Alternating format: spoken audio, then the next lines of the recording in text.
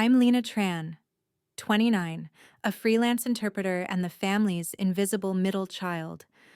The resort lobby was loud with suitcases rolling across marble, children dragging inflatable dolphins, and the sharp clinking of welcome cocktails on silver trays. I wasn't supposed to be there, and I knew it. I had only come to pick up a USB I left with my cousin last week, one that happened to hold a year's worth of client recordings. But as I stepped through the wide glass doors, a wave of cold air and something deeper hit me, the sight of my entire family checking into the resort I hadn't even known they were going to. My mother stood at the front desk, her voice rising slightly as she spelled our surname. Tran.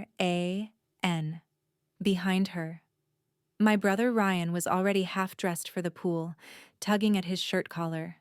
My younger sister, Julia, leaned over her phone in a sundress that sparkled in the light. All of them laughing, sun-kissed, and acting like they belonged to a movie I hadn't been cast in. A bellboy gave me a once-over. I wasn't dressed for vacation, just black slacks. Flats. A translation device still dangling from my lanyard. "Excuse me?" I said, approaching the desk, voice low. "I think my cousin left something for me." Liam Tran, room 402. The receptionist smiled. Too professionally? "I'm sorry, ma'am, but I can't give guest details to non-registered visitors. Are you staying here?" "No," I replied, glancing back at my family who hadn't even noticed me. She tilted her head. "Then I'm afraid," before she could finish. My mother caught sight of me and narrowed her eyes like I'd just wandered in uninvited to a private meeting. "Lena," she said, confused, more than surprised. "What are you doing here?" I shifted my weight. Liam had my USB drive. I was just swinging by to grab it. "Oh," she said, lips tight. "Well, we're in the middle of check-in. Maybe wait outside." It wasn't the words. It was the casual ease of pushing me aside, like I was a service staff member who'd overstayed. A bell chimed as another family walked in, receiving garlands around their necks. I stepped back, biting the inside of my cheek, heart doing that tight flutter it always did when I was around them, not angry, just hollow. "I'll wait out here," I murmured, turning toward the automatic doors, but before I could reach them, a stern voice echoed from the corner. "Excuse me, are you Lena Tran?" I turned. A uniformed customs officer was striding across the lobby, flanked by two hotel security personnel and a visibly flustered manager. "Yes, we've got a situation at the airport. An entire Vietnamese tour group was detained for language issues. Your contact info was in our system as an emergency interpreter. They need you now. Can you come immediately?" I blinked. "Yes, of course. I can leave now." He nodded. "We have a car waiting." My family had gone still. My mother's hand froze over her purse zipper. Ryan straightened. Julia's mouth parted. The officer turned to the manager. "She's a certified interpreter for federal emergency support. We'll need to bill the hotel transport to the agency account." The manager immediately stepped back, nodding respectfully. "Understood. Miss Tran. This way. Please." As I was led out past my mother, who had never once asked me where I went for those late calls, who I helped, or why I worked so much, I caught a glimpse of her eyes. Not pride, not even shame, just shock. And for the first time, it was enough. If you've ever stood outside your own family's picture, literally outside the frame, just because you didn't fit the role they expected, I see you. Drop a comment. Tell me where you're watching from. And if you've ever felt invisible until the world called your name, hit like, subscribe, and know you're not alone. The manager held open the door as a black car pulled up to the curb. As I stepped in, the air inside was chilled, scented faintly with citrus, and utterly quiet. Behind me, my entire family was still frozen, mid-check-in, mouths slightly open, as if the script had flipped too fast for them to follow, and I smiled as the car pulled away. The car ride to the airport was fast, but my heart moved slower. I sat in the back seat, my badge still hanging around my neck, fingers brushing the edge of the laminated card like it was the only thing keeping me grounded. The customs officer in the passenger seat was talking on his radio, confirming clearance and timelines, but I wasn't listening. I kept replaying the look on my mother's face. For years, I'd lived around the periphery of the Tran family like a parenthesis in every photo, every plan, every memory they carried without me. I wasn't dramatic or loud, didn't demand things. I just learned to take up less space. When vacation group chats were made, my name was never included. When birthdays came, they texted late, or not at all.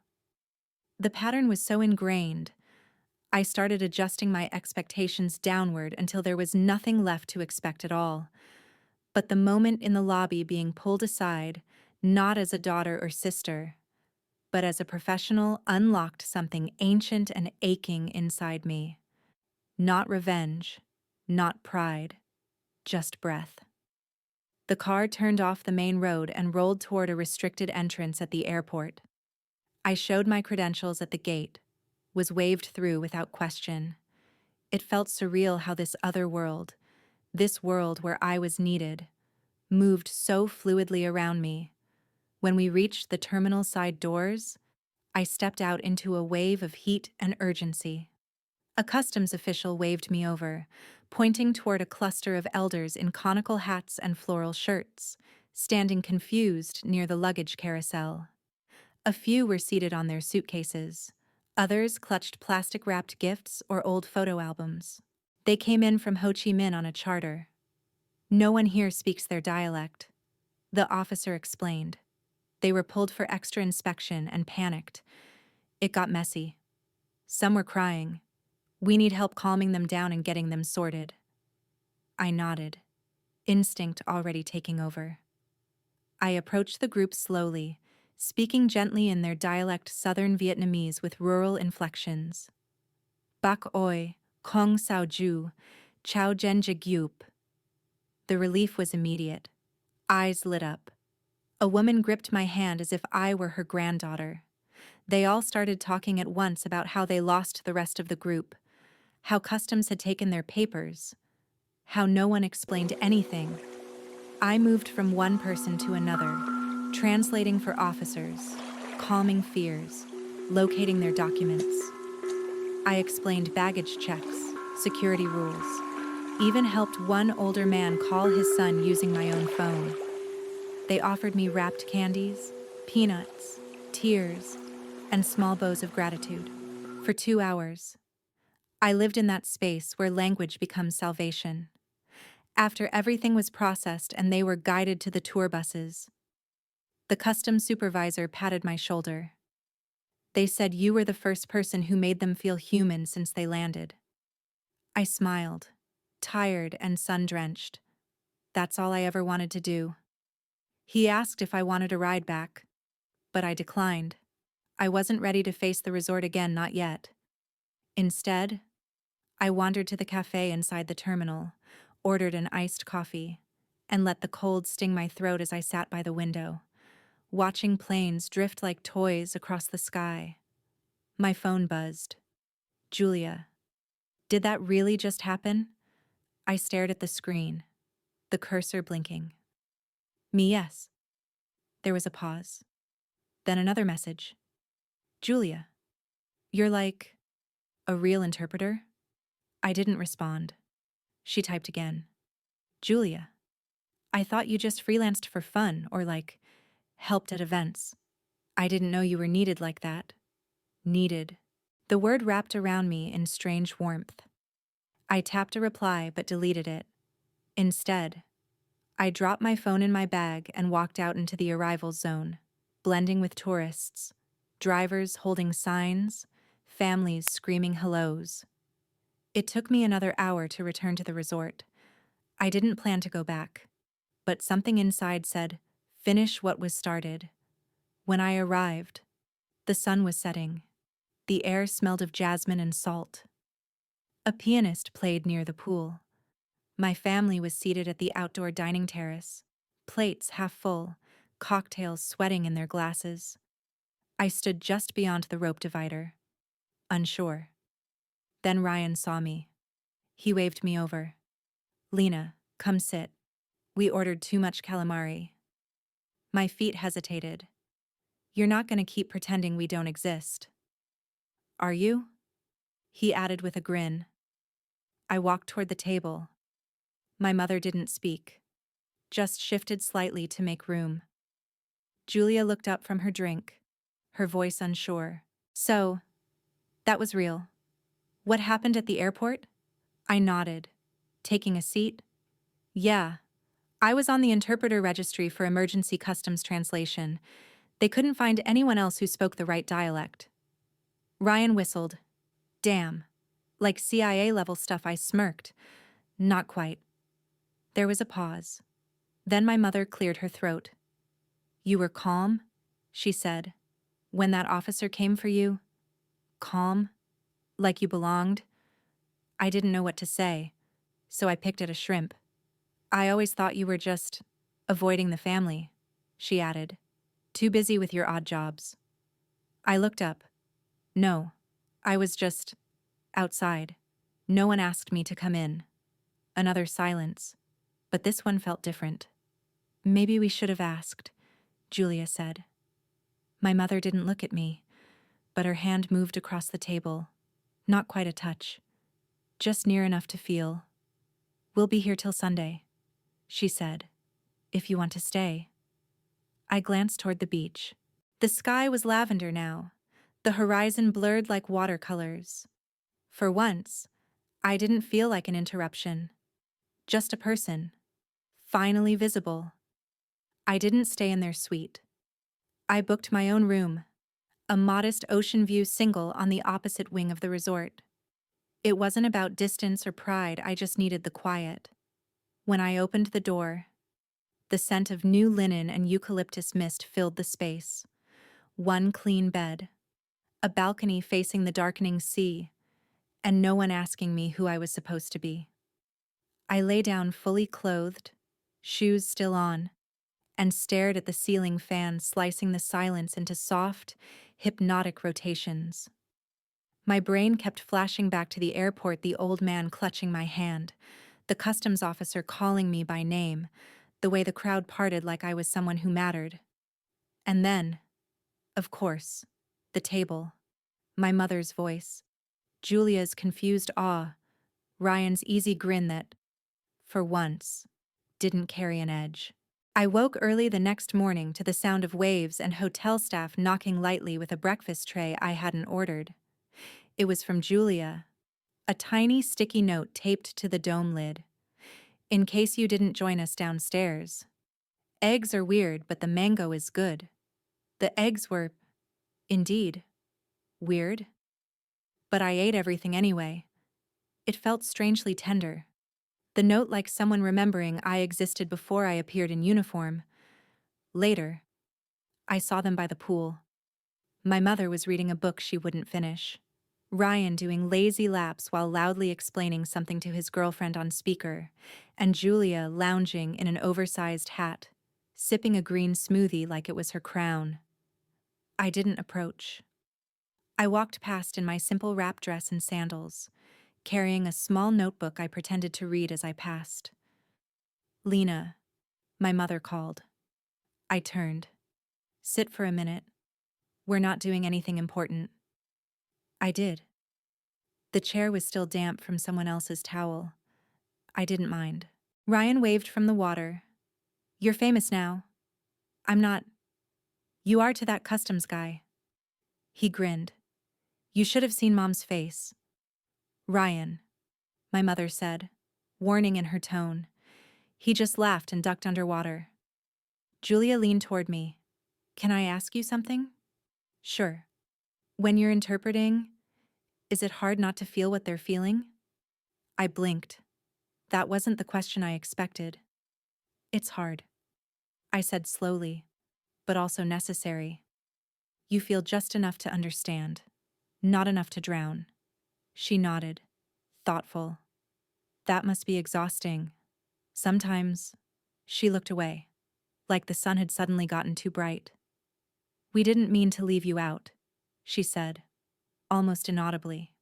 You did, though, I answered, not cruelly, just factually. She swallowed. Yeah, it was the first time any of them had said it aloud. The word you had always been slippery in our family spread across jokes, gestures, half explanations, never specific, never pointed. Now it landed in the center of the space between us and stayed there. Later that afternoon, the resort hosted a cultural exchange evening by the beach. I hadn't planned to go, but the front desk called to ask if I'd be willing to help MC some Vietnamese English portions. They'd heard about the customs incident, apparently, and someone had dropped my name. I said yes before I could think too long about it. At sunset, I stood barefoot on the sand, microphone in hand, helping translate introductions from a group of Vietnamese performers flown in to share folk dances. The audience clapped politely at first, unsure. Then came the drums, the red silk fans, the rhythmic chants, and people leaned in. The children sat up. The adults stopped scrolling. I explained what the lyrics meant, translated the metaphors about rain and harvest, about longing and waiting. The crowd grew louder with applause. At one point, the music stopped mid-song due to technical issues, and I slipped into a quick joke half in English, half in Vietnamese that made even the hotel manager laugh. It was like walking a wire between two languages, two worlds. And this time, I didn't fall. After the event, a woman in her 40s approached me near the buffet table. "You speak so beautifully," she said. "You must have grown up in Vietnam." I shook my head. "Born here. Parents are from the South." "You kept the tone. That's rare. It means you listened." I smiled, unsure what to say. She placed a hand on my arm. "Don't lose it. That kind of voice. It carries." When I returned to the resort lobby later that night, Julia was waiting by the fountain with a half-melted gelato in hand. "You were amazing," she said. "Mom filmed the whole thing on her iPad." "God." I groaned. "Of course she did. She's sending it to all the aunties." We laughed, and it wasn't forced. "I didn't know you could do that," she said, more softly. "I've been doing it for years." She nodded, kicking at the tile edge with her sandal. "I guess I never looked. I guess you didn't need to." There was a pause. "I'm sorry, Lena." I looked at her. Not past her. Not through her. Just at her. "I know," I said. "That helps." The fountain bubbled between us, small streams catching the light. We didn't hug. We didn't make a promise. But I didn't walk away either. The next morning, Ryan knocked on my door. He held up a snorkeling mask like it was a peace offering. "You coming or what?" he asked. "We're going to that reef island.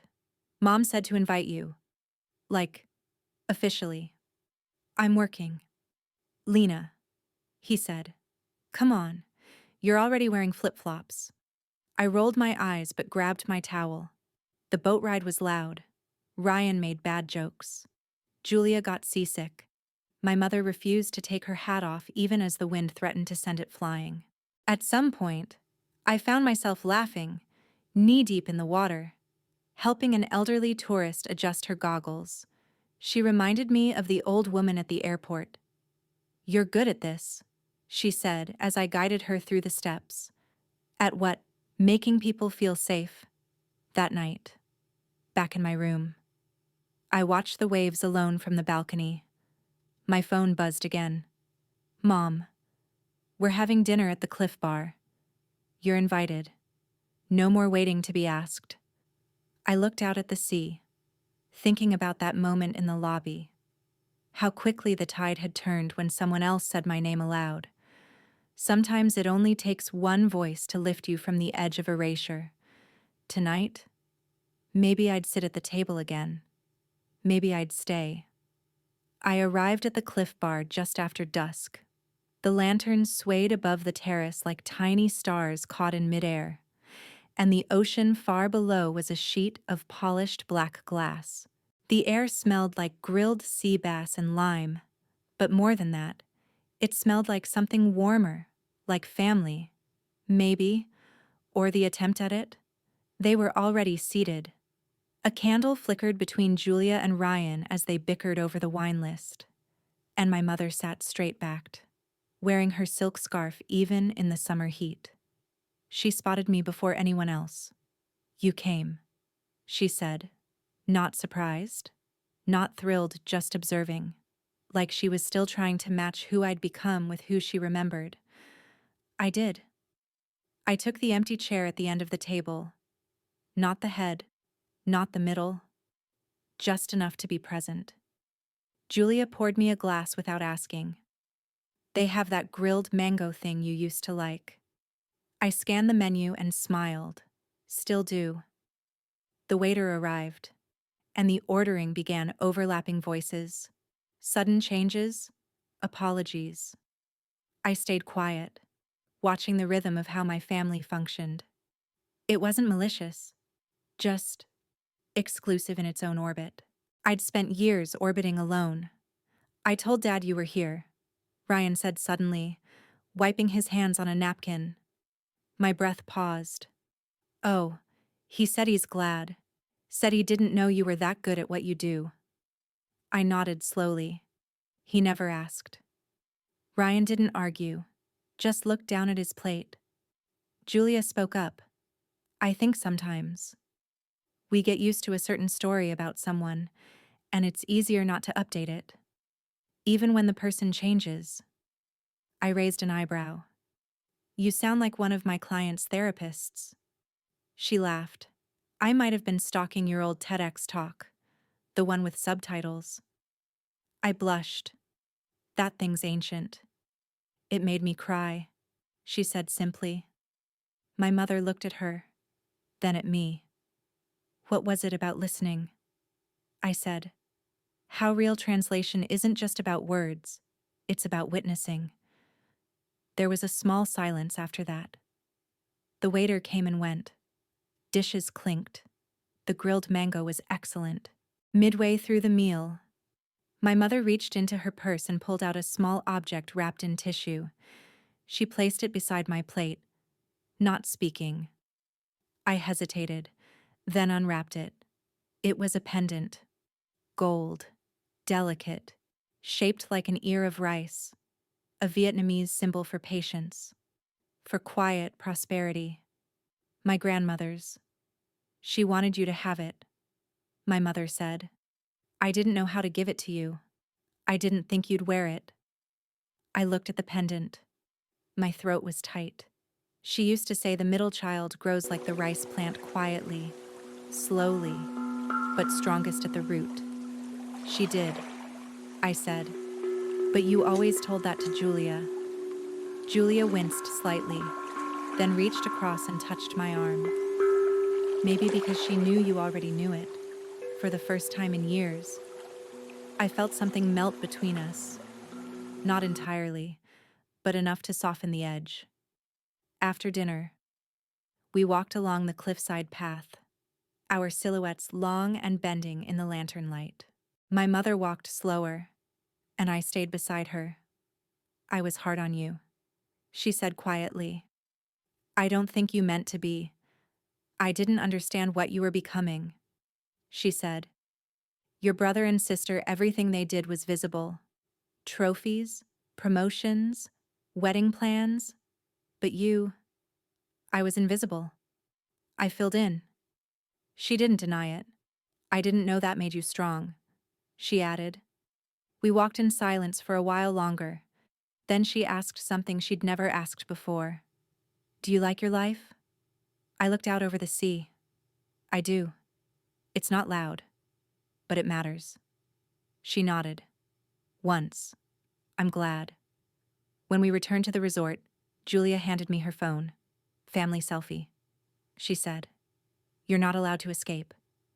I didn't flinch. We posed by the palm trees, me still clutching the pendant in my hand. Click.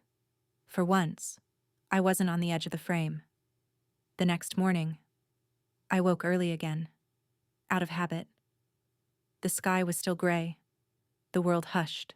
I dressed quietly, left my room, and walked the empty beach. A few joggers passed by, but otherwise, I was alone with the wind and the sea foam. I sat on a sun-bleached log and finally let myself feel it all the years of distance, the ache of being misunderstood, the quiet power of being summoned by name in a crowd that never looked twice before. My phone buzzed. A message from an unknown number. Vietnamese Consulate Office, Miss Tran. Thank you again for your interpretation at the airport. We've added you to our high-priority registry. Expect future calls for humanitarian or cultural support. I stared at the message. It wasn't a medal, but it was a door. When I returned to the resort, I passed the breakfast terrace. My family was there laughing, passing bread, arguing over who drank the last of the passion fruit juice. Ryan waved me over. You're late. I went for a walk. My mother held up a plate. Mangoes again. I took the seat without hesitation. At that moment, a child at the next table knocked over a glass of milk. It spilled across the table toward a woman who leapt up, speaking rapid Vietnamese. The waiter panicked. Couldn't understand her. Instinct kicked in. I stood, leaned over. She's saying it's fine. I told him. She just needs a napkin. He thanked me. She smiled gratefully. I returned to my seat. Julia looked at me and grinned. There she goes again. Ryan raised his juice. To Lena, interpreter of chaos. My mother added, softly, interpreter of all things invisible. I didn't toast back. Just smiled, because this time, I didn't need to explain who I was. They saw it, and they stayed. We stayed at the resort until Sunday, as planned. But something unplanned began to happen in those final days. We started functioning like a family. Not the kind you see on postcards or sitcoms. The real kind, awkward, tender, slightly messy, and occasionally beautiful. The next afternoon, we went on a nature trail that Ryan insisted was relaxing. It was not. My sandals were full of sand within minutes. Julia complained about mosquitoes, and my mother nearly tripped over a root 3 times. But nobody gave up. We kept going, weaving between bamboo groves and damp rocks, breathing in the sharp scent of earth and distant lemongrass. At one point, Ryan pulled ahead and shouted back, I think I found a waterfall. Julia rolled her eyes. Last time he said that, it was a broken faucet. But he wasn't wrong. Just beyond a bend in the trail, hidden behind a curtain of vines. The path opened to a small cascade, water tumbling down black rock into a shallow jade pool. The sound was soothing, like wind whispering in another language. Julia gasped, then immediately started filming. I stood at the edge of the water, letting the mist kiss my arms. My mother stepped beside me. Your father would have liked this, she said suddenly. I turned to her. She didn't cry, but her voice thinned. He always wanted to bring us somewhere green, not just temples or hotels. Somewhere that felt alive. He still can, I said gently. She gave a small laugh. He barely leaves the living room now. We watched the water ripple, neither of us saying anything else for a while. Eventually, we sat on the rocks and ate mango slices Julia had packed in a tin. Ryan skipped stones. My mother rubbed sunscreen on the back of her hands and stared out into the canopy like she was searching for something she'd forgotten. When we walked back, I noticed her hand graze my arm a few times, not by accident, just for balance. She didn't ask for help. She didn't have to. We moved in quiet coordination, the way people do when the rhythm finally starts to sink. That night, the hotel hosted a farewell bonfire on the beach. Guests gathered with marshmallows and beach blankets. A band played soft folk music, half in English, half in Thai. Someone passed around a bowl of small papers and pens. The activity was simple. Write something you want to let go of, then burn it in the fire. Julia grabbed 2 slips and handed me one. Don't roll your eyes. Just do it. I didn't roll my eyes. I took the paper and stared at it. Something to let go of.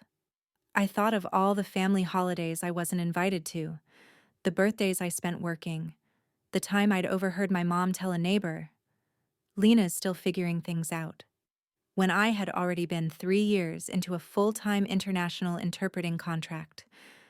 I picked up the pen. I wrote, the need to be seen before being heard. I folded it once, then again, then threw it into the fire. The flame took it quickly, curling it into black ribbons before the wind swept it away. Julia glanced over. What did you write? I shook my head. It's better if I don't say. She respected that. Ryan wrote something on his and dramatically saluted the fire. To all the exes who called me a man-child. We laughed. My mother stared at her blank paper for a long time. When she finally dropped it into the flames, she whispered something I couldn't hear, but I saw the way she stood afterward straighter, somehow, but lighter. We sat on the sand late into the night. I talked more than I usually did, about my clients, about funny mistakes during translations, about the time I accidentally said dead fish instead of fresh fish during a formal diplomatic dinner. My siblings roared with laughter. My mother even smiled. I didn't tell them everything. I didn't need to. Sunday morning arrived too soon. The air was heavy with departure. Suitcases reappeared. Room keys were turned in. We met in the lobby for one last breakfast. Dad wants us to call when we land, Ryan said, adjusting his backpack. He wants proof we didn't all fall off a boat. He still thinks I'm in law school, Julia muttered. I told him I do social media consulting and he thought I sold cameras. My mother gave them both a tired look. He's old. He can't keep up. Then she looked at me. What should I tell him about you? I hesitated. Tell him I help people understand each other. She nodded. That, I can say. Outside, the van to the airport arrived. A bellhop loaded our bags. Julia hugged me first, tight and fast. Don't disappear again. Okay. Ryan gave me a pat on the head like I was 10. You're still weird, but kinda cool now. Then my mother turned to me. I was wrong, she said, about a lot of things. I didn't answer. I just stepped forward and hugged her. It wasn't long or dramatic, but it was real. As they got into the van, she paused at the door. I don't always know how to speak your language, she said, hand on the frame, but I'm learning. The door closed. The van pulled away. I stood there for a while, watching the road disappear. The resort behind me was already being turned over new guests, new names, new stories. But I felt no urgency to leave. Not this time. I walked back to the beach, now nearly empty. The tide had pulled in further than before. I stepped into the surf until it reached my ankles. The water cool and clear. I touched the pendant around my neck. My grandmother's rice charm still warm from the morning sun. And I thought maybe this is what recognition feels like. Not applause. Not trophies. Just the quiet, steady presence of those who once looked past you, now looking again, and seeing you, fully, finally, and staying. When I returned home, the apartment felt unfamiliar. The suitcases lay slouched by the door like tired travelers, and the air had that faint, unused stillness that settles when no one speaks for days. I flicked on the kitchen light, fed the wilting plant by the sink, then stood there in silence, letting the quiet gather around me. No calls, no emails, no emergency requests for interpretation. I should have welcomed the pause, but something in me twitched like a habit craving motion. I unpacked slowly, not just my clothes, but the memories too. The folded paper Julia had slipped into my hand at the airport with a quick, shy smile. The photo of all four of us, taken after the bonfire, slightly blurred but unmistakably whole, and the rice pendant, still swinging gently from my neck. I placed the photo on the bookshelf. I didn't frame it. Not yet. That week, life returned to its rhythm. Client calls, document edits, long sessions whispering in hidden earpieces behind tinted glass at dull conferences. I translated negotiations between luxury hotel chains and environmental agencies, sat through real estate settlements where emotions flared hotter than logic, and once interpreted a mother's plea to a doctor as her daughter went under for emergency surgery. Words, feelings, lives in translation. But something had changed. For the first time, I started receiving messages that didn't begin with, "Are you available?" or "Quick turnaround needed." Julia texted me a blurry photo of a mango smoothie with the caption, "Still weird, still delicious." Ryan sent a voice note yelling, "Interpreter of chaos. I spilled coffee on my tie before my interview, your fault." And then, a message from my mother, not a question, just a line. Dad watched the TEDx talk. He said he didn't understand everything, but he liked your voice. I stared at the message for a long time, then replied, "That's enough." A week later, the consulate called again. This time, it wasn't a crisis, it was an invitation. They were organizing a cross-cultural workshop for newly arrived Southeast Asian immigrants, and they wanted someone who could not only translate, but help design the sessions. Someone with lived understanding, someone with presence. I said yes. The workshop took place in a sunlit community center on the edge of the city. Plastic chairs in rows, posters on the walls, children running barefoot through the hallways while their parents clutched tightly folded documents. My job wasn't glamorous. I passed out forms, explained school registration in Vietnamese and Khmer, helped one elderly man understand how to schedule a dental appointment. But I also did more. I sat with a woman who hadn't spoken since they landed, translated her story in a whisper as she told the counselor about the uncle she'd lost back home. I gave space to voices unused to being heard. During a lunch break, a volunteer offered me a cup of soup. "You have a calming effect," she said. I didn't know how to answer, so I smiled. Later that day, a teenage girl approached me shyly.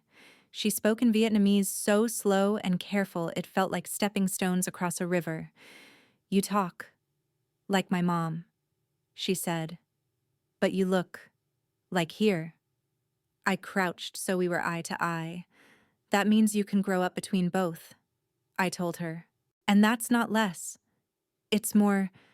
She nodded, a little stronger, then walked away. When I got home that night, my phone was buzzing. A family group chat had been created, the first of its kind, named, quite charmingly, Translation Nation. Julia had sent a photo of her new office. Ryan had shared a meme about misheard lyrics. My mother had posted a blurry snapshot of a dish she burned but was still proud of. Then, a message from her directly to me. "When you have time, can you come for dinner? I want to hear more stories. And maybe tell you some of mine." I typed a simple yes, and then added, "I'll bring mangoes." A few weeks passed. Seasons shifted. Leaves began to curl at the edges. The world pressed on. But I walk through it differently now. One morning, I was asked to interpret at a hospital where a Vietnamese family had just welcomed their first child in a new country. The grandmother held the baby tight, muttering lullabies. And when she looked up at me and asked, Can you tell the doctor her name means light that arrives after storm? I translated every word without altering a thing. I left the hospital that day feeling full not just of language, but of meaning. As I walked back to my apartment, I saw a small boy on the steps outside, crying softly in Korean. His mother stood beside him, flustered, trying to reason with a delivery driver who didn't understand. I stepped closer and gently translated. The child had dropped his only toy inside the van. The driver retrieved it, handed it back, and bowed. The boy stopped crying. The mother thanked me 3 times. I continued home with the quiet ache of something healed, not just in them but in me. That night, I opened a drawer I hadn't touched in months. Inside were notebooks filled with sketches, old stories, drafts of things I never finished because I thought no one was waiting for them. But maybe I had been wrong. I pulled one out, started again. Not because I needed to prove anything, but because I could. 1 month later, my mother held a dinner at her house. Ryan brought dessert. Julia showed up late, blaming traffic but grinning. We ate too much, laughed too loudly, and sat around afterward with full bellies and silence that didn't feel strained. At one point, my mother brought out a box of old letters. She handed me one without comment. It was written in Vietnamese, addressed to me, dated 10 years ago. Lena, I know you feel outside of us. I don't know how to pull you in. I'm still learning your language, even though I gave birth to you. But I want to keep learning. Please wait for me. I looked up at her. Her eyes were soft, hands resting gently on her lap. No defenses. I waited. I whispered. She nodded. I'm glad you did. We didn't hug. We didn't cry. We just sat there, breathing in the same room. For the first time in years, we were all speaking maybe not fluently, maybe not perfectly, but in a way that mattered, and that was enough.